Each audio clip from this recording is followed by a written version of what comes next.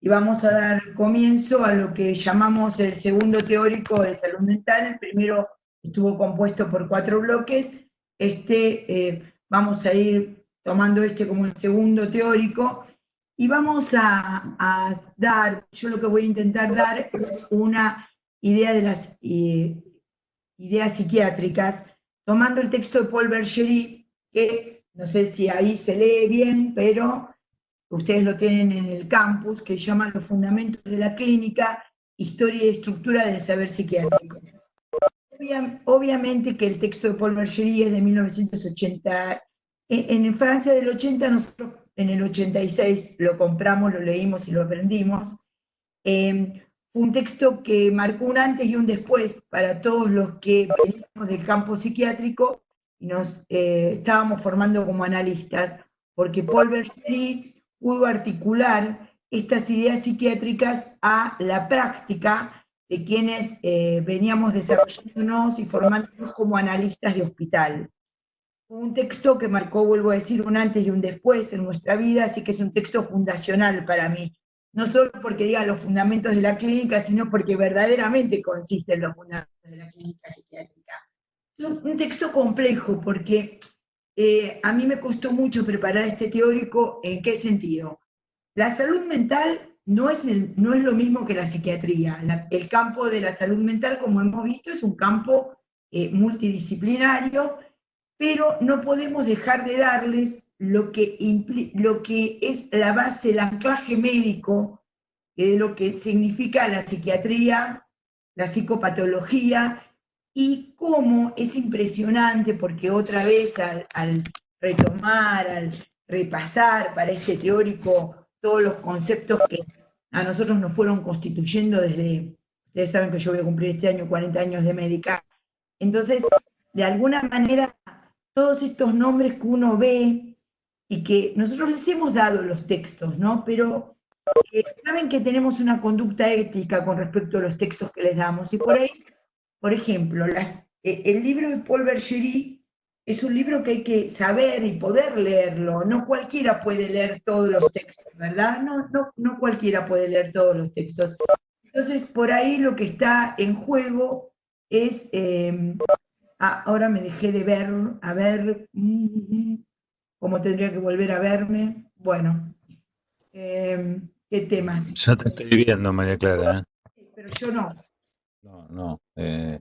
Claro, a ver, ahí me veo. Te veo grande a vos y a mí me como una de las participantes, pero no importa.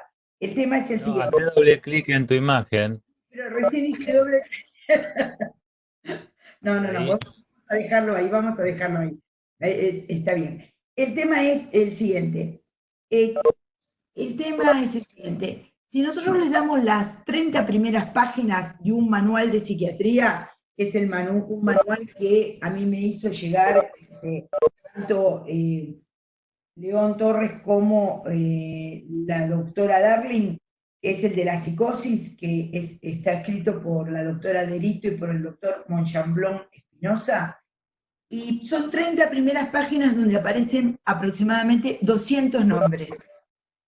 Si vamos a Paul Bergerie, deben aparecer 400 nombres con sus especificaciones. Acotamos un poco y tomamos el de Marietán, que es Historia de la Psiquiatría, donde aparecerán solo 100 nombres. Pero el tema es que nosotros no queremos aburrirlos con ideas de nombres, de síndromes, de evoluciones, que no les sirvan a ustedes, que no transformen estos saberes psiquiátricos, esta estructura e historia del saber psiquiátrico, puedan transformarse en ustedes en tal como está planteada en toda la carrera de medicina en la Universidad de Mar del Plata, que se transformen en competencias. Esto ha sido algo, ustedes saben que la transformación de un saber en competencia es la idea central de la carrera de medicina, una de las ideas centrales de la currícula innovada. Pero el tema es que ahora estamos, y tenemos que tener un poquito de paciencia, estamos en un momento del saber. El transformar el saber psiquiátrico en una competencia para un médico generalista es un proceso complejo, es un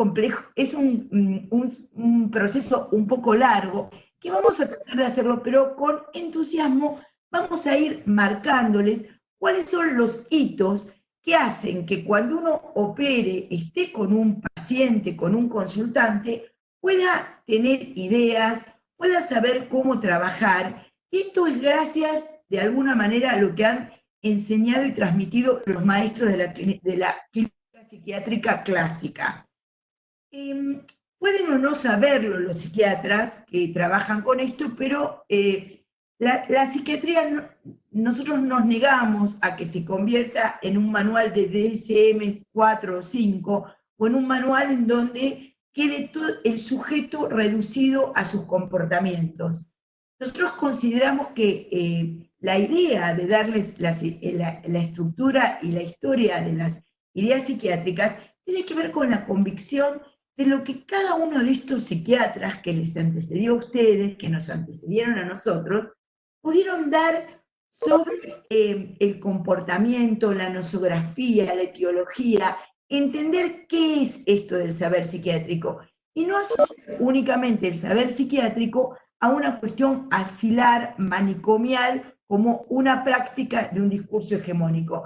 Este saber que hay en la historia de la psiquiatría verdaderamente, para mí, me permite entender, me permitió entender de otra manera también el propio psicoanálisis, y me permite entender un montón de situaciones de la clínica cotidiana. Pues les vuelvo a decir, entre este conjunto del saber y la historia de las ideas psiquiátricas y la competencia de poder operar con un paciente, hay un largo camino, pero no tenemos que desestimar, como les enseñamos en primer año en Psicología Comunitaria, Social e Institucional, la episteme a favor de únicamente de un hacer sin saber. Recuerden que la práctica, la praxis, tal como la vimos en psicología, la medicina es una praxis, y en el campo de la salud mental está abonada de varias prácticas. Una de ellas tiene que ver fundamentalmente con este saber psiquiátrico. Entonces, lo primero a decir es que vamos a aprender algo de un saber psiquiátrico que para que se convierta en una competencia para un médico generalista, como los que quieren formar la Escuela Superior de Medicina de la Universidad Nacional de Mar del Plata, implica un camino. Miren, la idea de cómo empiezan las ideas psiquiátricas podríamos tomarlo, por ejemplo, digamos, qué pasaba en la antigüedad con los adivinos, con los que eran diferentes, con los que... la locura, porque vamos a hablar del género locura, que aclaro desde el comienzo, el género locura no es lo mismo que la psicosis. Después esto se puede transformar en una pregunta, lógicamente. Vamos a empezar a hablar del género locura. Desde la antigüedad, bueno, habría quienes presentaban características diferentes y podían, digamos, asociarse a los que podían ser los raros del momento, pero bien considerados como el que podía interpretar un sueño, decir una verdad, digamos, y aparece esto en la antigüedad. Ya Hipócrates reconoce algo del orden de la histeria como órgano. Histeria viene de hístero, de útero. Entonces decía que curaba las histéricas reorganizando, reubicando el útero en su lugar. Entonces le ponía perfumes en la vulva, entonces el útero se acomodaba, y ponía olores desagradables en la nariz como ajo, entonces el útero podía reubicarse, y ahí lo llamado, por Hipócrates, esta llamada histeria, podría así recuperarse. En la edad, bueno, ahora parece, digamos, pero les digo algo de la historia antigua. En la Edad Media, lamentablemente, nos encontramos con la gran injusticia que implicó la Inquisición, la quema de las brujas, digamos, que no eran brujas, eran mujeres que pensaban de alguna manera. Ustedes se acordarán que Santa Juana de Arco fue quemada en la hoguera, digamos.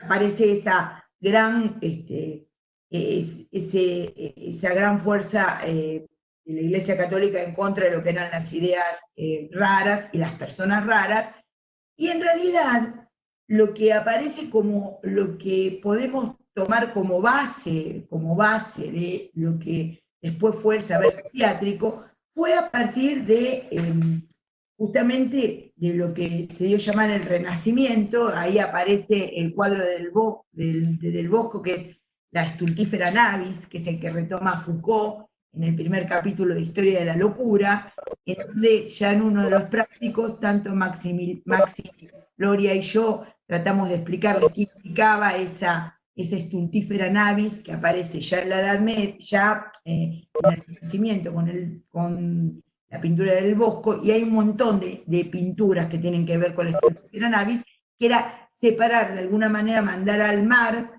no hacía como los inmigrantes árabes en este momento. Bueno, en este momento todos estamos en pandemia, pero sí, esa segregación que se producía por la Stultifera Navis. Eso aparece en el Renacimiento como algo del orden de lo que podemos decir tiene que ver con esto. Pero es en realidad el padre de lo que el padre de la psiquiatría es Pinel, ¿no? El padre de la psiquiatría es Pinel, y esto tiene que ver con algo, porque toda la historia de la psiquiatría es notable, tiene que ver con la historia de las ideas que en el mundo hay.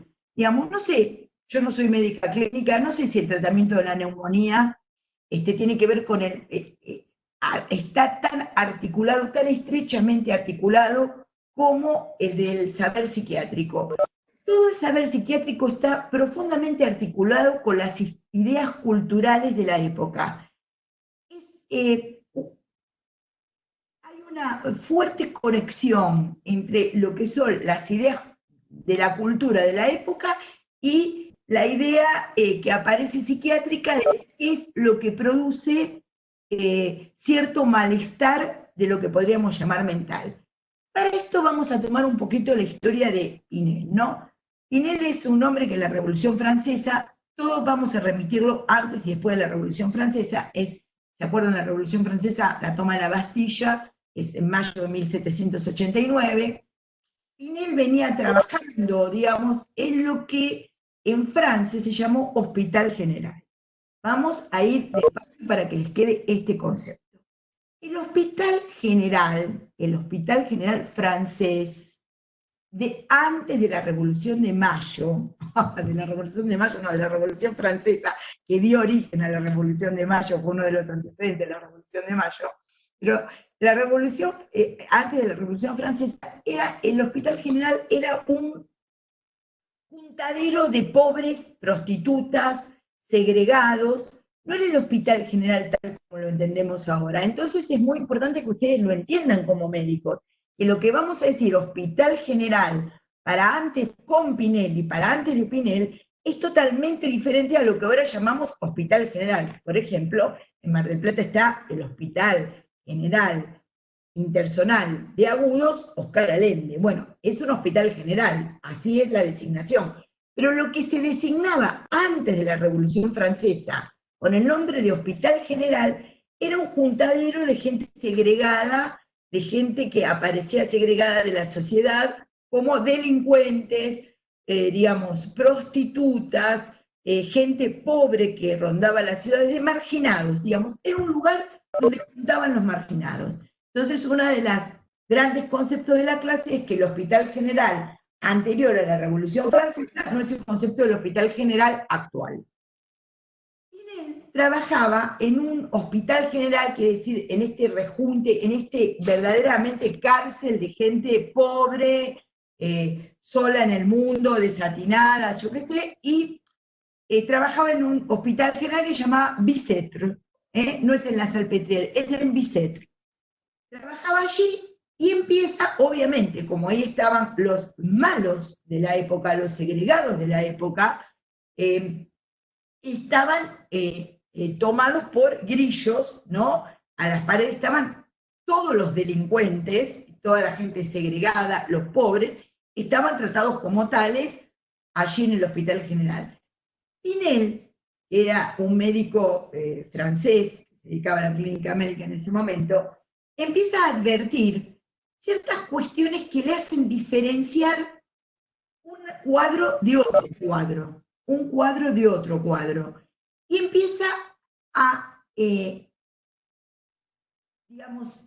digamos, a pensar que hay algunos de esos entre delincuentes, prostitutas, gente pobre, gente abandonada, los homeless del momento, digamos, la estultífera navis de la edad del Renacimiento aparece en el Hospital General. Entonces ustedes ven como esa estultífera navis en donde los raros son separados, tienen diferentes destinos según el momento cultural que estemos viviendo. El Hospital General de antes de la Revolución Francesa era eso.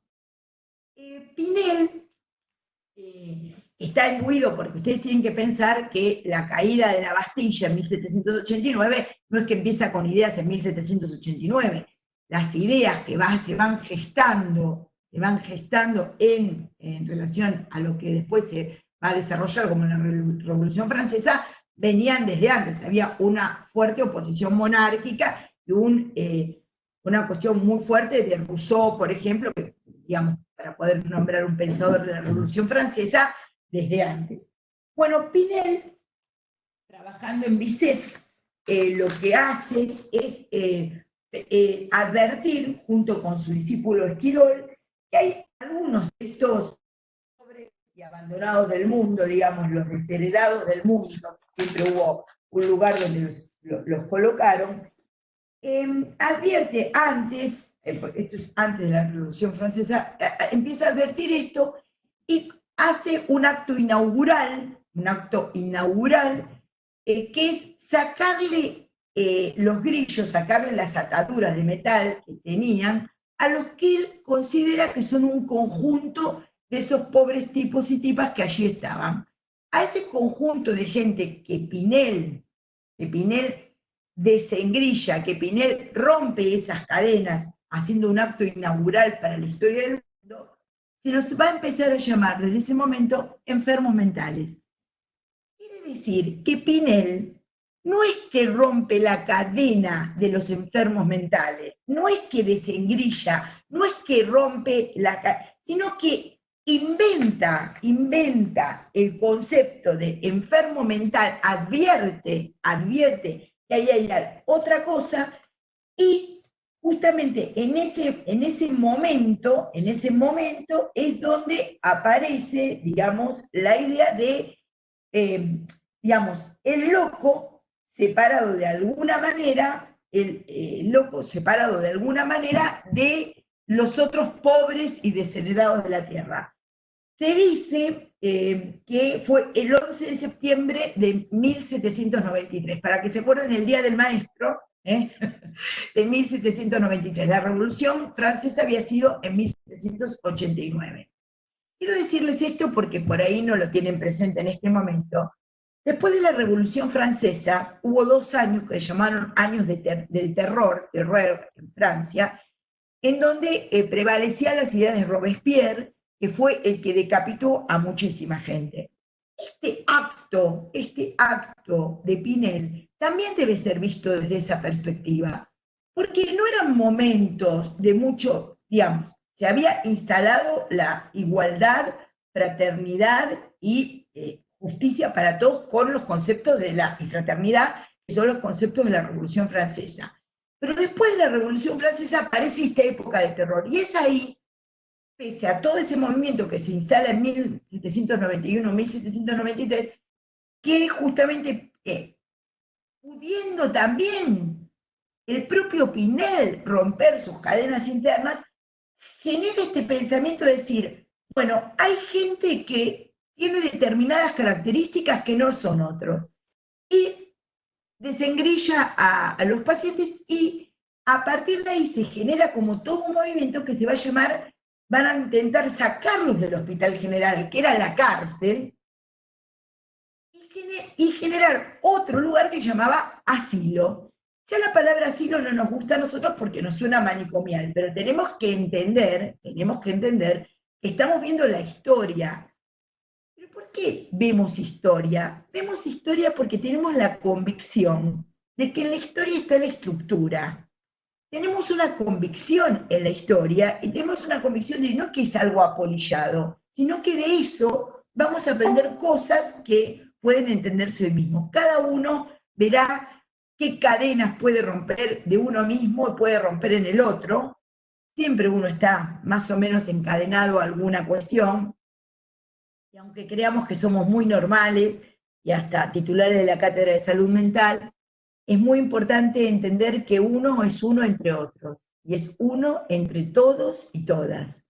Esto es muy importante, ¿no? Porque la idea de los iluminados y de las vanguardias iluminadas nos ha llevado por mal camino siempre. Entonces, poder pensar que la gente que hizo cosas muy importantes para el avance de la humanidad, probablemente no es porque se levantaron en su casa y dijeron yo soy genial, esto es solamente una gripeciña, o para matar al virus hay que ponerse, inyectarse lisoform. No, creo que la gente que puede hacer cosas por la sociedad es la gente que se cree uno más, porque somos uno más, aunque podamos haber logrado algunos méritos a través de la vida, ¿no? Así que marcamos este punto de 11 de septiembre de 1793, Pinel instala lo que va a llamar la enfermedad mental. Quiero decir esto, y dice Foucault la locura, y dice Paul Bergerie género locura. Quiero decir esto que me parece muy importante. Digamos, él está trabajando en ese momento con quien va a ser su principal discípulo, que es Esquirol, ¿no? Y el Esquirol, 1793, nos ubicamos en esa época, hay una nosografía, ustedes saben que la nosografía es la clasificación de las enfermedades, que arma Esquirol, y yo se los quiero, no voy a tosigarlos con nosografías de uno y otro, porque es un complejo panorama ese. Pero quiero decirles que Pinel ya en ese momento piensa lo que es la manía periódica intermitente, miren, lo que es los grandes cuadros que se van a mantener en la psiquiatría. La manía intermitente, la melancolía, la demencia como abolición del juicio y el idiotismo. Van a ver que en la demencia, ustedes dicen, ay, ¿dónde está la esquizofrenia o dónde está la paranoia? Van a ver que en el género demencia pensado por Pinel, después lo vamos a ver años después con Kraepelin, básicamente cuando entiende cómo alguien puede estar demente. Voy a definir lo que es demencia actualmente. La demencia, tal como la pensamos, es el achatamiento de las funciones cognitivas y de afectos de manera crónica, progresiva e irrecuperable. Entonces, en alemán hay una palabra para eso que es Verboten, que va a ser un criterio muy importante para nosotros, que es justamente esto de demencia. Entonces, dentro de la locura, que sería la excitación, Pinel tiene la sutileza de poder empezar a pensar que no todos están excitados. Todos están excitados porque están atados, están sujetados a los grillos. Y puede ver la manía, la melancolía, la demencia y el idiotismo, ¿sí? Bueno, Pinel escribe un tratado que se llama Tratado Filosófico sobre la Enajenación Mental o la manía. Definimos manía como la hipertimia, timia es afecto, como el estado de excitación, como el estado de excitación. En general los psiquiatras decían un estado de excitación, de la hipertimia, la timia es el estado de ánimo, hipertimia placentero. Los que hemos trabajado con pacientes maníacos sabemos que no es tan placentero como estaba descrito, los pacientes después lo refieren como un momento de gran dolor. A veces van a ver el término hipomanía. Hipomanía no significa que estén bajoneados, para que me entiendan. Está la manía como una exaltación máxima del estado de ánimo, con excitación psicomotriz, inquietud psicomotora, y la hipomanía es un estado que no llega a tal nivel de excitación psicomotriz como la manía, entonces muchas veces decimos el paciente está hipomaníaco. Hipomaníaco significa que está un poco menos que maníaco, pero siempre excitado. Vamos entendiendo, ¿verdad? ¿Se va entendiendo, León? Sí. ¿Se va entendiendo?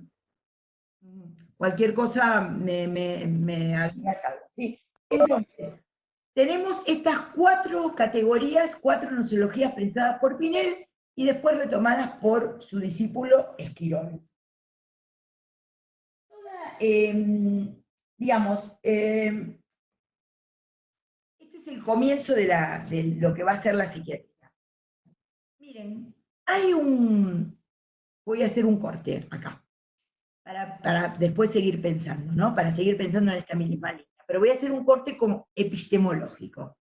Dice Paul Bergerie, que Paul Bergerie es un psicoanalista francés que para su tesis de medicina presenta justamente este texto de los fundamentos de la clínica, historia y estructura del saber psiquiátrico, que después se convirtió en su libro, en uno de sus libros. Eso fue su tesis de medicina, ¿no?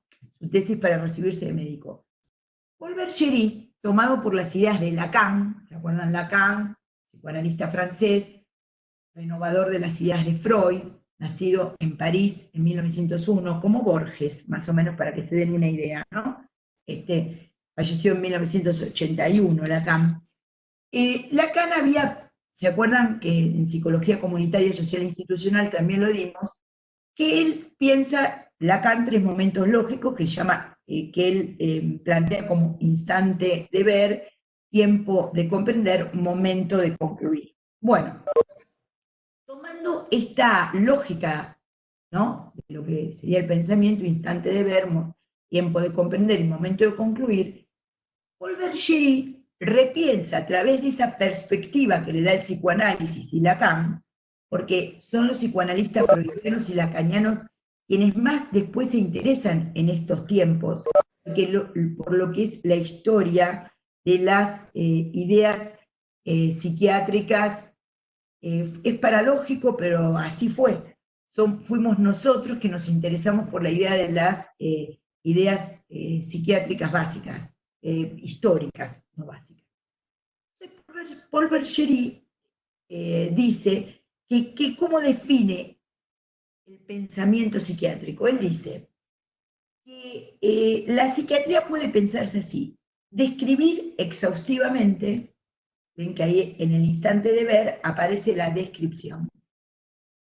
Exhaustivamente, para el tiempo de comprender de Lacan, Paul Bergerie, para pensar el saber psiquiátrico, lo piensa como analizar objetivamente, y por lo que toma Lacan, momento de concluir, Paul Bergerie, la psiquiatría lo toma como clasificar racionalmente. Yo tengo acá esto. Si yo muestro mi cuaderno de notas, no sé si quedará muy patético, porque no es un PowerPoint magnífico. ¿Quedará patético, Maxi? ¿Se leerá? A ver, ¿lo tenés en la compu? Ah. Lo tengo en Ahí, no, se ve bien, se ve bien. Se ríe. Lo tengo en el pizarrón, si yo uso el pizarrón. Entonces tenemos instante de ver, se convierte en concepto como describir exhaustivamente, el tiempo de comprender, en analizar objetivamente para la psiquiatría, en el momento de concluir, clasificar racionalmente. Quiere decir que los objetivos de la psiquiatría clásica, son describir exhaustivamente, analizar objetivamente y clasificar racionalmente. Ojalá esto se pudiera dar hoy en día en una mínima porción de la gente que trabaja en el campo de la salud mental. Ojalá pudiéramos lograr esto: describir exhaustivamente, analizar objetivamente y clasificar racionalmente. Esto que parece pensado para la clínica clásica desde el 1800 a 1950, no es así. Sigue teniendo una vigencia impresionante. Es más, cuando uno le pregunta a alguien ¿cómo está tal paciente?, ya se quedan frenados en describir exhaustivamente, porque no tienen el lenguaje. Condillac, que es uno de los psiquiatras que no vamos a tomar, porque hay muchos psiquiatras para tomar, pero sí vamos a tomar algo. Condillac, desde la filosofía, lo que dice es que una ciencia no es más que un lenguaje bien articulado. Y es así, dice, la ciencia es un lenguaje bien articulado. Entonces podemos decir que justamente a veces le preguntamos, ¿cómo está tal paciente? Y no hay una descripción, no anda mal, y a veces se caratula al paciente, no con el diagnóstico, sino con un estado social o con un estado particular. Yo he oído decir, es un PAMI. Es tremendo, digamos, ¿no? Es tremendo eso que tenemos que empezar a modificar. Es un, digamos, como un drogón. Entonces uno puede decir, ni siquiera son diagnósticos psiquiátricos. Hemos retrocedido, muchachos. Como decía Bertolt Brecht, ¿qué tiempo me han tocado vivir que tengo que venir a defender lo que es obvio? ¿No? Entonces, lograr un diagnóstico, cuando tengan un diagnóstico hecho y sepan diagnosticar, ahí van a decir, ¿por qué tenemos que etiquetar? Pero antes de hacer el diagnóstico, no tenemos ningún derecho de prescindir de lo que es la psiquiatría y la psicopatología. Solamente se puede prescindir de lo que es la psiquiatría y la psicopatología cuando uno generó un movimiento de una clínica a la otra. Si yo voy a manejarme con términos de la clínica psicoanalítica tiene una enorme doctrina tan grande como la clínica psiquiátrica, con más teoría todavía. Pero es así. Entonces, los dos grandes campeones de las clínicas dentro de la salud mental es la clínica psiquiátrica y la clínica psicoanalítica. ¿Son las únicas prácticas que intervienen en la salud mental? No, no son las únicas prácticas, pero ustedes con anclaje médico no pueden dejar de saber esto que les estoy diciendo en este breve teórico que tiene que ver con... voy a comentarles algo más que me parece muy interesante. Hay cosas que uno enseña y cosas que uno transmite, ¿no? Esto también lo he aprendido de Lacan, por supuesto. La enseñanza es lo formal. Yo les puedo estar diciendo, Pinel, en 1793, 11 de septiembre, Día del Maestro, rompió las cadenas de la Bisset, que era el hospital general en donde trabajaba. Bueno, eso es elementos que tenemos que saber porque debemos saber. Pero yo lo que quiero no solo es enseñarles ese dato, es transmitirles la convicción de que estos no son solamente datos con nombres raros, sino hacer que verdaderamente ustedes también tienen que practicar la medicina con una fuerte, fuerte convicción de lo que es el saber, que luego formará o que estará en una constante relación dialéctica a la competencia.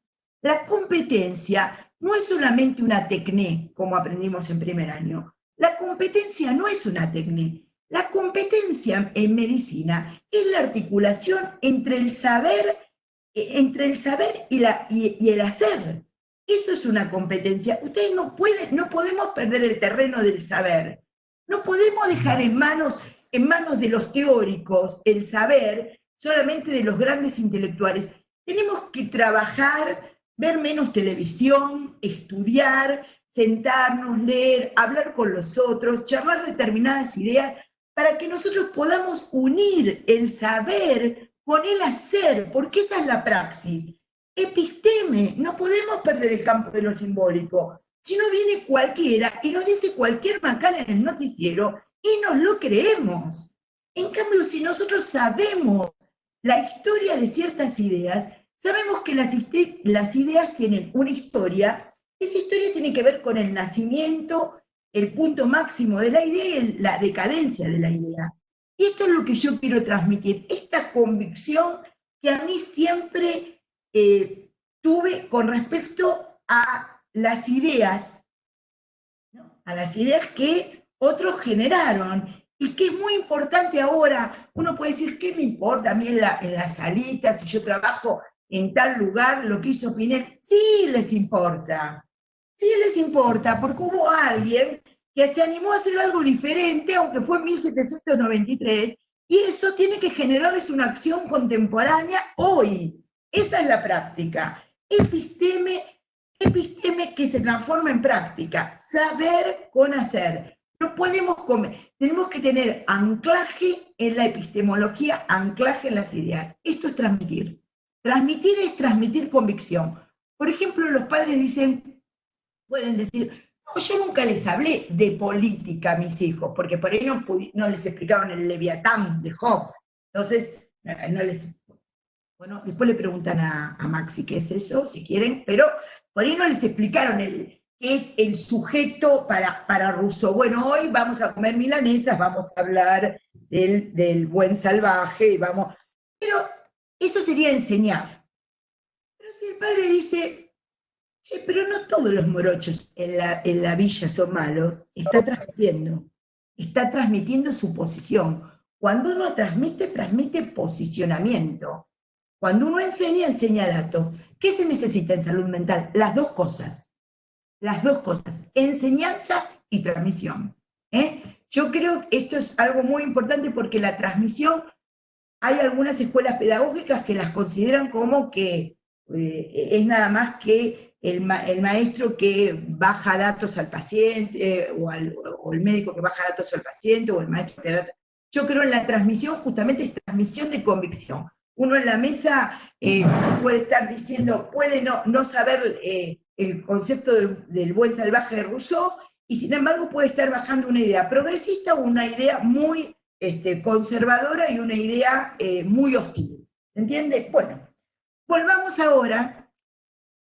Esto no es irse del tema, esto es construir el tema.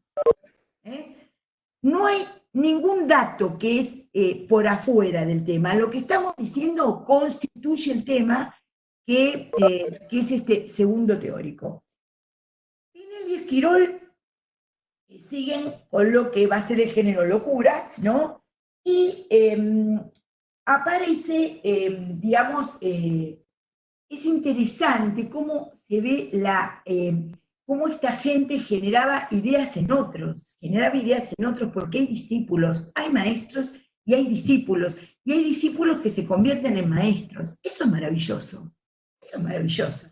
digamos, cómo hubo una transmisión y hubo no siempre los mismos maestros, sino discípulos que se transformaron en maestros.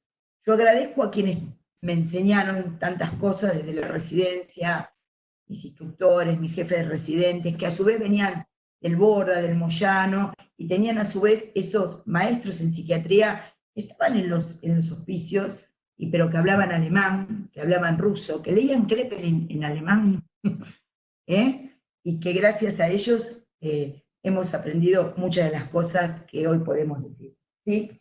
Bueno, dentro de lo que aparece digamos, la creación en Francia de lo que es el asilo, después viene Morel.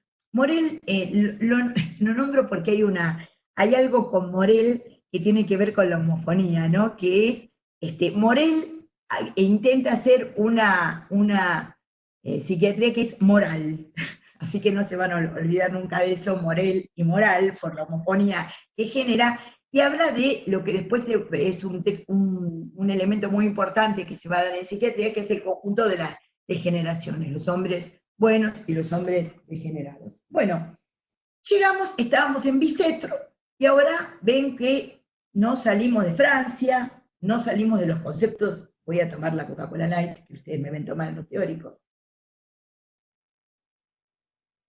y prácticos. Vamos a ir un poquito a lo que fue la Salpêtrière. Bueno, quería hacer un pequeño homenaje a los que fueron mis docentes, y los psiquiatras viejos en la Argentina lo que decían era que tenía una fuerte raigambre alemana, ¿no? De la escuela alemana, porque ahí va a haber dos grandes escuelas en psiquiatría, que son la francesa y la alemana.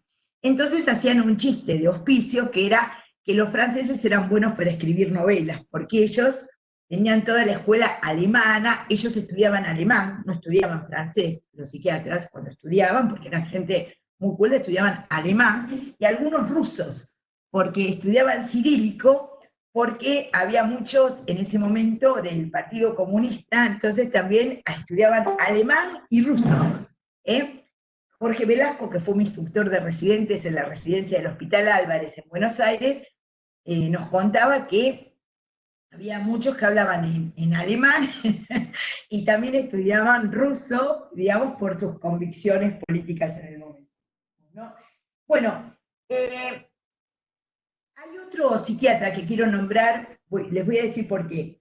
Quiero nombrar Pinel, su discípulo Esquirol y Mañán. Porque hay un síndrome que van a ver de Mañán, porque los franceses tienen la idea de a cada cuadro ponerles un nombre. Entonces, el síndrome de Mañán, síndrome de Dupré, síndrome de Serie-Capra.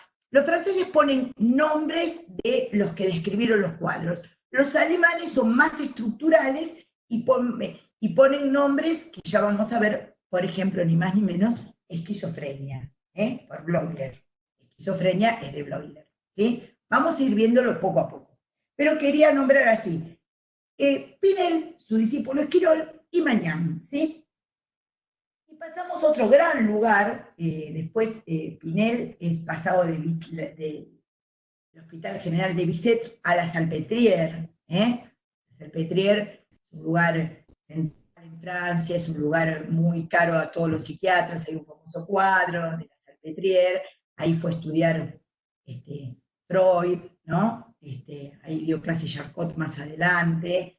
Es un lugar, vuelvo a decir, muy asociado a la cultura francesa y que tiene que ver con esto. Bueno, ahí tenemos en la escuela de la Salpêtrière, ahí está Mañán, ya en la escuela de la Salpêtrière en París. Y empieza, quiero decir algo que me parece interesante, es que ya ahí aparecen algunos de los síndromes que les he nombrado, y también de esa escuela va a salir un gran psiquiatra de la escuela de Salpêtrière, que se llama Clérambault, que va a ser el maestro de Jacques Lacan. Freud estudió más neurología, y ahora vamos a ver cuál fue su influencia, por quién fue influenciado desde la psiquiatría. Pero Clérambault, que trabajó en la Salpêtrière, fue el maestro de Jacques Lacan, que fue psiquiatra, y hizo también su tesis de medicina, que se transformó en un libro, ¿no? Parece que los grandes maestros tenían la clase, digamos, la cuestión de las tesis de medicina eran tan buenas que se transformaban, en ese momento, siendo muy jóvenes, se transformaban ya en autores, ¿no? Es interesante, es muy interesante. Bueno, estamos en París, vamos a Alemania, escuela alemana. Es muy importante esto que les voy a decir en este sentido. No es casualidad que pensemos en las escuelas, que se hayan dividido así, las escuelas francesa y alemana, porque eran los lugares que eran los centros del mundo, digamos. Eran el Atenas, así como Atenas. El banquete de Platón no se hizo, no se realizó, a ver cómo puedo decir, en un lugar de Turquía. No, se hizo en Atenas. Digamos, ¿por qué? Uno podría decir, bueno, porque en parte Atenas también fue construido por el banquete de Platón, digamos. Atenas era el centro del mundo. Y en ese momento, y después más adelante, antes de que se desencadene la Segunda Guerra Mundial, la ciudad que va a ser el centro del mundo va a ser Viena. En Viena y en alemán se van a escribir las grandes obras del siglo XX, que son El Capital de Marx, la obra de Hegel y la obra de Freud, como tres grandes autores del siglo XX que escriben en alemán. Entonces, París, miren cómo la lengua, miren, chicas y chicos, la lengua primaria de nosotros, que es la lengua materna, no solo es una forma de hablar, nos da la forma de pensar. Entonces, la forma de pensar francesa es una, y la forma de pensar en alemán es otra, y va a haber escuelas en Alemania. Hoy vamos a llegar al punto en donde lo que aparece es, digamos, cómo se arma la escuela alemana, porque vamos a ver si, no creo que lleguemos a Krepelin. Pero nuestro objetivo es llegar a la discusión mi objetivo es llegar en el próximo teórico que daré esta tarde yo sola, no sé, o lo firmaré, o no sé si lo daré a las 6 de la tarde, no sé, el próximo es llegar a 1811, a 1911, perdón, tiene que ver con la argentinidad, esos lapsus, ¿ven? Esos lapsus tienen que ver con la argentinidad. En 1911, en donde aparece la discusión sobre el término esquizofrenia, ¿sí? Pero ahora estamos un poquito antes, y estamos hablando de cómo se arma la clínica alemana. La escuela alemana tiene un padre, y se llama Griesinger. Griesinger es el padre de la escuela alemana de psiquiatría. Cuenta Paul Bergerie que Freud, en su biblioteca, tenía el libro de Griesinger todo subrayado en lápiz, ¿no? Y otro libro que había leído Freud, y que lo configuró también en mucho de lo que es su teoría sexual, es el libro de Krafft-Ebing, que también fue uno de los psiquiatras de la escuela alemana. Pero ahora estamos con el fundador de la escuela alemana, que es Griesinger. Griesinger empieza a pensar, como los alemanes de la época, obviamente en lo que es la Vorstellung Repräsentanz. ¿Qué significa la Vorstellung Repräsentanz? Las representaciones mentales, ¿no? Entonces, empieza a pensar el conjunto representacional. Este conjunto representacional que va a constituir, a los que quieren articular, digamos, la patología que ven, ¿no? Bueno, y Griesinger tiene algo muy importante, que me parece muy importante de subrayar como padre de lo que es la escuela alemana de pensamiento psiquiátrico, que toma lo que después Freud va a tomar como las pulsiones, y toma el hambre y la excitación sexual. Es el primer psiquiatra que puede pensar en esta cuestión, en poder hacer una descripción exhaustiva, de lo que ve. Ve que el hambre y la tendencia sexual son dos elementos muy importantes. Quiero decirles algo. Hay algo que aparece, creo que Schiller en este momento, si alguien lo puede verificar en la computadora, que es Pan y hambre. Lo trabajé el otro día y ahora me parece que es de Schiller. La cuestión de pan y amor, ¿no? La idea del amor y el hambre como los grandes motivadores de lo que es toda la conducta humana. La necesidad del pan y la necesidad de la satisfacción del amor. Entonces se podría decir, hambre y amor son los grandes motores, dice este escritor y poeta, de lo que es la cuestión humana, y bueno, y de alguna manera el romanticismo alemán, tanto en literatura o en filosofía, viene a instalarse en lo que van a ser las ideas psiquiátricas del momento. Entonces Griesinger plantea eso, ¿no? Bueno, y después, porque esta escuela, Griesinger funda la escuela alemana, y voy a seguir a Monchambon en este caso, ¿no? Dice que hay una escuela del cerebro y una escuela clínica, digamos, una más. Yo diría que como Monchambon dice escuela del cerebro, yo considero, una idea que les habría que trabajar, que es más de la etiopatogenia, quiere decir de la causa de la enfermedad. Los que van a seguir la idea del cerebro como base de todas las perturbaciones es los que tienen más la idea de la etiopatogenia. Y después la clínica, que sería justamente lo que va a dar la nosografía. Quiere decir que lo planteado en los tres momentos del pensamiento a veces hay psiquiatras dentro de la historia de lo que es la psiquiatría que quedan más tomados por la causa y otros que quedan tomados más por la clasificación y evolución.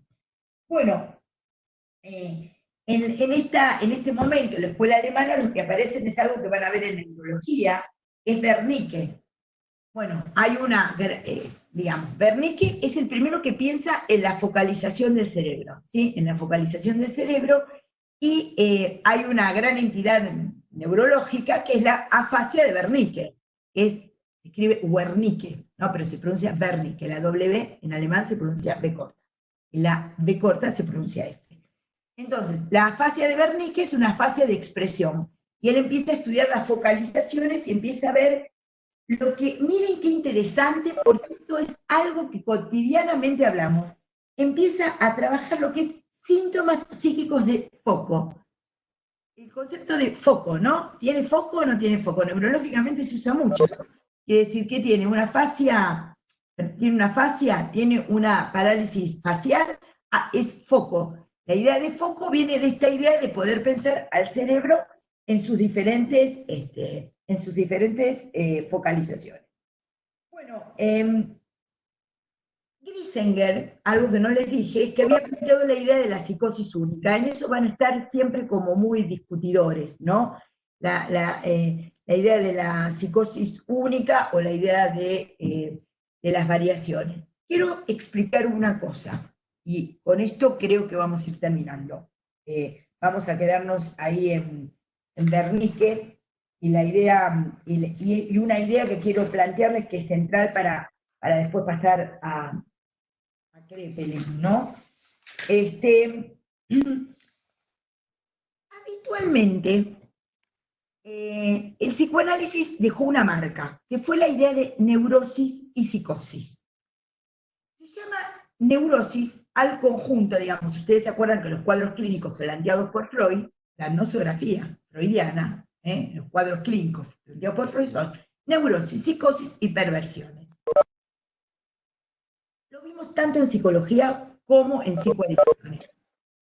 Yo lo que quiero plantearles es esto. El concepto de neurosis y psicosis actual es uno, como el de Hospital General, pero no es el mismo hace 200 años.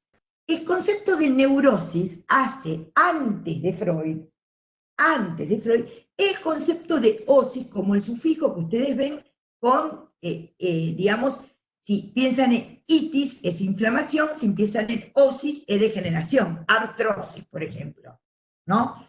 Que tienen las personas grandes. Entonces, el concepto de neurosis y psicosis antes de Freud es un concepto que tiene que ver neurosis con la inflamación de las neuronas, y el concepto psicosis con algo que tiene que ver con el alma o lo psíquico. Entonces, antes de Freud, neurosis y psicosis para los psiquiatras del 1800, comienzo del 1900, tiene que ver con eso. Pero hoy, cuando hablamos de neurosis y psicosis, hablamos de neurosis, mantiene el criterio de realidad, atraviesa el complejo de Edipo, es un hombre que puede hacer, hombres y mujeres que hacen lazo social, esos son las neurosis, los que hacemos lazo social y podemos vivir por afuera de las instituciones psiquiátricas. Y psicosis actualmente es quien tiene pérdida de realidad, delirios, alucinaciones, y en general requieren más de la medicación y también de tratamientos para la psicosis, pero es con pérdida de realidad. Esta cuestión es central, porque es lo mismo que el Hospital General. Si nosotros decimos Hospital General, pensamos Hospital General de Agudos, Oscar Allende en Mar del Plata, el IGA. Pero el Hospital General antes de Pinel no es lo mismo que el Hospital General después de Pinel. Neurosis y psicosis son una cosa antes de Freud y otra cosa después de Freud. El concepto, por menos psicoanalíticos que se nombren, quienes actúan en el campo de la salud mental, es el concepto freudiano de neurosis y psicosis. Neurosis, mantenimiento del criterio de realidad y posibilidad de hacer lazo social. Psicosis, pérdida de la realidad sustantiva, pérdida de la realidad, con imposibilidad de hacer lazo, o dificultades graves de hacer lazo social, cursa con alucinaciones y delirios. Entonces, este punto me parece muy importante porque genera muchas confusiones también, porque uno se pone a leer los libros y dice, ¿cómo? Las neurosis, ¿cómo que está planteado acá en Kleist? Por ejemplo, nombro Kleist, que es uno de los grandes nombres de la psiquiatría alemana. ¿Cómo está planteado? Bueno, esto es muy interesante porque no es lo mismo antes de Freud y después de Freud. Recuerden que Freud nació en 1856, se murió en 1939, y escribió desde 1900 hasta 1939. Freud empieza a escribir antes de 1900, en 1895 ya está, Freud empieza a trabajar con las afasias, no es casualidad. Digamos, uno es la persona de su ámbito cultural, digamos. Entonces, quiero decirles algo, Lacan también tiene una particular tradición de trabajar las afasias. Esto es por sus antecedentes de estudios de la psiquiatría. Bueno, ¿quedó claro lo de neurosis y psicosis? Si León, ahí la veo a Adriana, y a León no lo veo a Maxi. ¿León quedó claro? Sí, quedó claro, María Clara. Bueno, porque esto es muy importante porque genera mucha confusión. A ver, quedó clara la diferenciación en estos dos sentidos, ¿no? Temporal y entre cada una en cada tiempo. El objetivo de la cátedra sería que terminada la cursada, ustedes pudieran decir qué es una neurosis y qué es una psicosis. Para eso vamos a ir transcurriendo todo este tiempo para poder pensar, como porque muy bien dice León, lo que establecí fue la diferencia antes y después de Freud, pero todo lo que vamos a ir enseñando es cómo entendemos el campo de la neurosis y cómo entendemos el campo de la psicosis. ¿Sí? ¿Puedo avanzar un poco más, Maxi, o no? Estás sin micrófono, Maxi, no te oímos. No te oímos. León, vos estás con micrófono, ¿no? No, estás sin micrófono, León, también. A ver, bueno. No, oigo... Ahí está. No, ahí está. Son las 13:03. Sí. ¿A vos te parece que podemos detenernos acá? Porque si no voy a... ¿Sabés qué tendría que empezar, Leo? Tendría que empezar justamente a pensar justamente para ir al término de esquizofrenia, ir a Kraepelin, la disputa, digamos, Kraepelin, Bloiler, Freud, 1911. Tendría que ir a Claro, eso. ya sería para un segundo momento. Por ahí lo filmo dentro de un ratito, ¿te parece, León, eso? Bien. No sé si alguno de los estudiantes tendrá alguna pregunta o algún comentario para hacer. Vamos, muchachos y chicas, pregunten algo. De a uno, chicos, de a uno.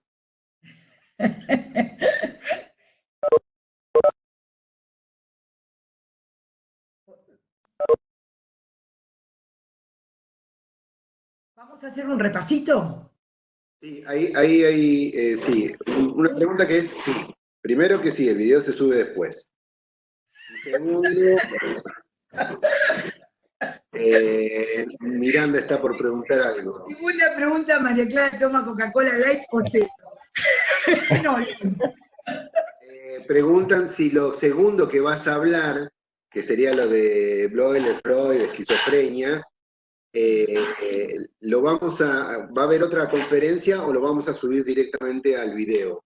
a ver, contesten, ¿qué les gusta más a ustedes? ¿Esto de verme así y a las 6 hacemos otra conferencia, el otro teórico y yo lo doy, o lo grabo yo solita explicando? A mí me gusta en vivo.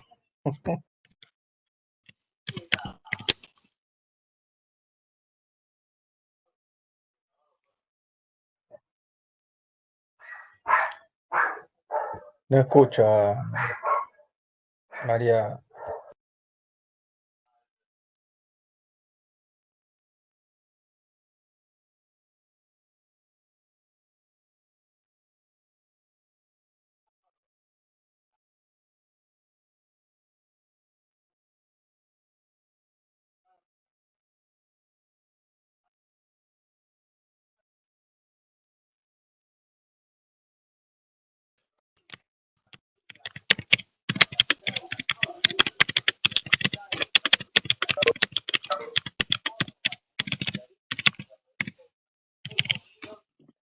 Gabriel, tenés abierto el micrófono y... ¿Gabriel o Gabriela?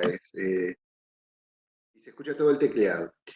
Bueno, María Clara, varios dicen lo mismo, que el vivo está bueno porque pueden interactuar con vos. También es necesario tenerlo grabado por si la conectividad no es buena. No se te escucha, María Clara, ahora. No sé por qué. No se te escucha. Maxi, o yo no estoy escuchando a nadie.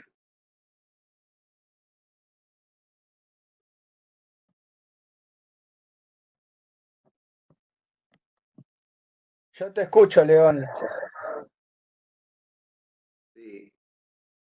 Yo no escucho a nadie, ni a Maxi, ni a María Clara. No. Sí, a María y a Maxi no la estoy escuchando. Valeria, a ver, prueba a ver si vos podés hablar. O... Hola. Sí, Valeria se escucha. Y la otra niña que está es Belén, sería.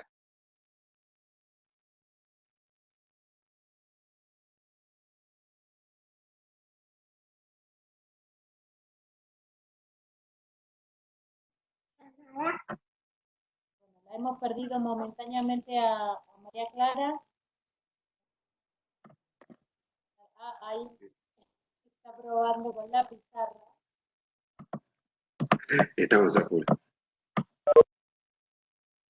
Estamos felices, pero probablemente sea que a las 18 hagamos un nuevo encuentro. A ver, Nos vemos a las 18. Claro. Bien, nos vemos a las 18 en otro video entonces. Y lo que vamos a hacer ahí, las 18, lo que vamos a hacer es, en función de cómo ustedes se fueron expresando, vamos a ir entonces adecuando, según nuestras posibilidades, y lo que ustedes solicitan, cómo vamos a seguir trabajando de aquí en adelante. Pero entonces, hoy a las 6, segundo teórico de Clara, y el miércoles en los diferentes horarios van a estar los prácticos que también se van a grabar, teniendo en cuenta que muchos de ustedes no tienen acceso continuo a internet. Esto siempre lo tratamos de contemplar.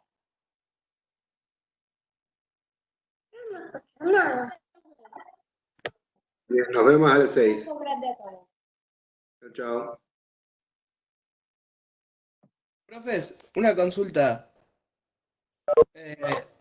Ahí están poniendo los chicos en el chat y es como una, en general de la mayoría de los estudiantes, si se puede subir la información de los teóricos y los prácticos más al campus, porque hay muchos que no están en el grupo del Facebook o no usan Facebook y por ahí se pierden esas cosas por usar el medio oficial. Sería genial. Sí, en teoría tendría que estar todo en el campus, lo importante, así como en el Facebook. Primero en el campus y secundario en el Facebook. Pero bueno, lo tomamos por nota. Nos Genial. vemos a las 18, estimados.